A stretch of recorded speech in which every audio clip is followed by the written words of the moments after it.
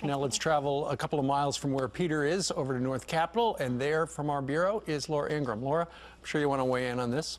Oh, no. I mean, the level of depravity and the level of, and we should just call it what it is, evil within the Taliban. ISIS beheading Christian children last week.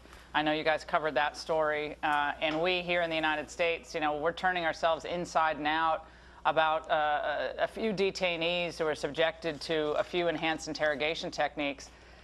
If we don't know now with whom we're dealing, then I don't know when we are going to know it. So our prayers, I'm really speechless in listening to this report and seeing the news of this today. 126 kids, for the most part.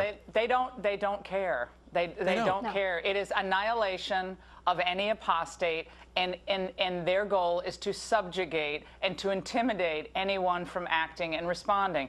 That is the intimidation and fear tactic that they're going to use. Yeah, it's absolutely gruesome and pure evil, as you just so rightfully said, Laura. You know, so, I mean, is this the time then, because the president seems to think so, to lean out our military? I mean, listen to this, and then I'm sure you're going to have a strong reaction.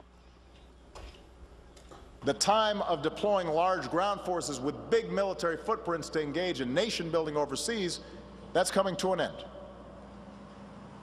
And going forward, our military will be leaner, but as your commander-in-chief, I'm going to make sure we keep you ready for the range of missions that we ask of you. So less people doing more.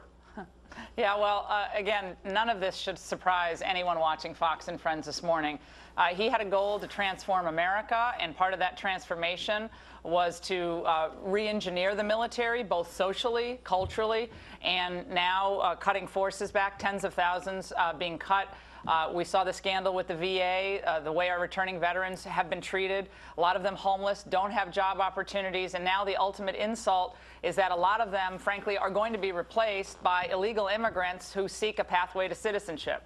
So all of this should be very sobering to this country as China is on the rise. China continues to build its military. China continues to threaten America's interests, both with our relationship with Russia, with our dealings with Iran and the South China Seas, Taiwan, Hong Kong protests. All of this is happening, and America grows weaker and weaker and weaker at the hands of this president. Intentionally. But, you know, we know, though, too, Donald Rumsfeld talked about a leaner, quicker military, but when you have situations pop up, he knew he had to get troops on the ground. The president doesn't want to do that. It's amazing how he skated over the fact that the big issue was we ended the war in Iraq and we're scaling down in Afghanistan. What's he going to say now that ISIS came up? So his new line is, I pulled most of the troops out of Iraq, and we don't want many anyway. Yeah, as you know, ISIS has total control in Mosul, third largest city in Iraq. We see the reign of terror across the Middle East, and I think we do have to acknowledge this, Brian, and everybody, that the country the years during the Bush administration, the country grew really sick of war. They didn't see how it was making America stronger. They saw America get weaker after year after year after year of deployment. That is a fact, and we have to understand that. We have to have a smart military, and we have to conserve our military might. We weren't weaker. And luckily, there's nothing going on in the world where, you know, where we need a big military. How demoralizing. Off the list, North Korea. Of course, North Korea right now is in the news because it looks like their computer experts hacked into Sony's computers, got all of the email. And earlier this morning, over on another morning show, Aaron Sorkin, who is a very famous producer and writer. Sanctimonious liberal, I'll say it. He's a liberal, no doubt about it. He's behind the West Wing. He says that news media should not be putting these things on television. Listen to this. There are certainly times when the press has an obligation to publish things that were stolen. I talk about the Pentagon Papers, but you don't even have to use that as your standard. Loosen the standards a little bit. Is there anything in these emails at all that's in the public interest, that points to wrongdoing at the company, that helps anyone in any way? There isn't. There's just gossip there. You can loosen the standards even more, but ultimately you have to dispense with standards entirely in order to be okay with publishing these emails. Well, Laura, what do you think? You know what's hilarious about this is Hollywood exists off of PR and gossip. Absolutely. And what Aaron Sorkin is mad about is that this is in one occasion where the PR got away from them, right? So you have Amy Pascal and all these liberals who are making these racially tinged comments, when nobody was looking, and all of these comments about how ticked off they are. They're not part of the loop of information. New comment now about someone who talked about being like the black baby, all the people adopting black kids. So Aaron Sorkin doesn't want the dirty laundry of Hollywood out there because they're always wagging their finger at conservatives or Fox News or Tea Party people. But when the light is on them, they're like, oh, you can't cover this. This is outrageous. Well, it's so obvious what they're doing. You do a good Aaron Sorkin. You kind of did right there. I was impressed. Yeah. It's also interesting, too, Laura, because it seems as though they're giving not only just wanting to sweep it under the rug, but giving them this sort of entitled pass to pass racist remarks, right? And even Oprah is saying, no, only certain people deserve this pass. Take a listen to this. Yeah. In 2013, Oprah...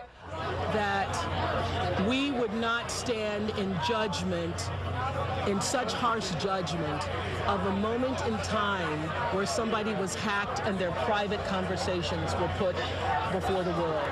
There are things that you say in your private conversations with your friends and with your colleagues that you would not want to be broadcast on CNN. Wow. I have a problem with this story, and that is, okay, North Korea hacked in. They wanted to embarrass Sony. And then by us publishing this, we're helping North Korea. We're no better than North Korea. And did Oprah say that about Paula Dean, or was it Seahawks owner who was?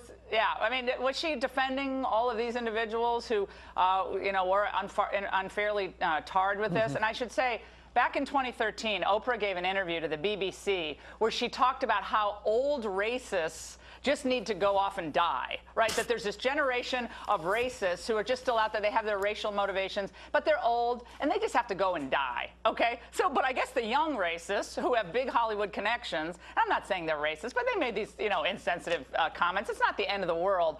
But what's revealing here is how the left will always circle the wagons for each other. Sure. And they will never give such leeway to anyone who questions them or is a little bit different from them politically. It's the most closed community to diverse thought and politically disaligned thought of any industry I can think of. It is Hollywood and maybe the news media. Well, but they've revealed themselves in their reaction, both Sorkin and Oprah, and their reaction here.